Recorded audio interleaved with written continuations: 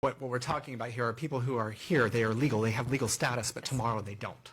Correct. It could be revoked, and then they would, in fact, be undocumented if that status was. And then the narrative that we hear is they should go back to their home country, but maybe their hometown has been blown up. Yes. So.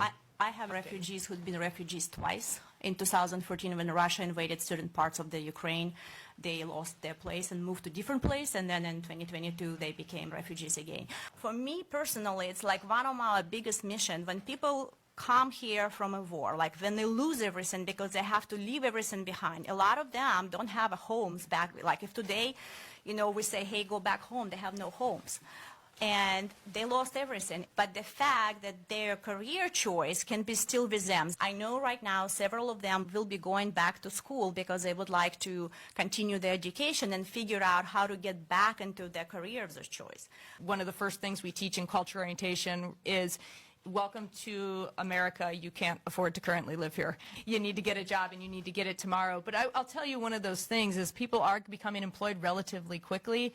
We see that. But the other thing is the average wait time right now for a refugee is 17 years in displacement.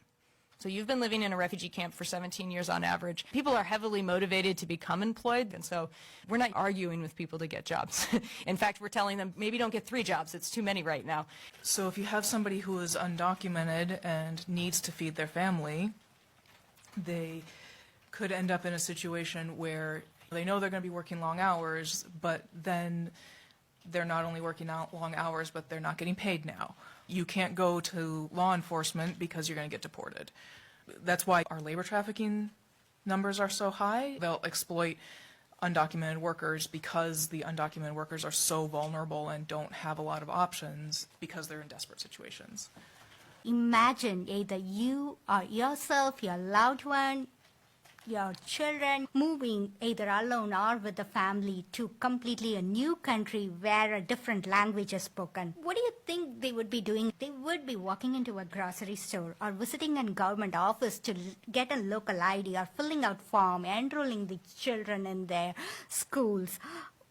The first thing they would need is language access, and that's where Alaska Literacy Program comes. While New Alaskans make up only 8.5% of Anchorage's total population, immigrants made up 14.2%, or approximately 1 in 7 of Anchorage's small business owners. In addition, New Alaskans who are working age are 39% more likely to participate in the workforce than their native-born counterparts. These folks are strong complements to Alaska. They're filling in crucial roles in food entrepreneurship, our restaurants and meal services, hospitality and tourism, childcare, nursing, and, of course, construction.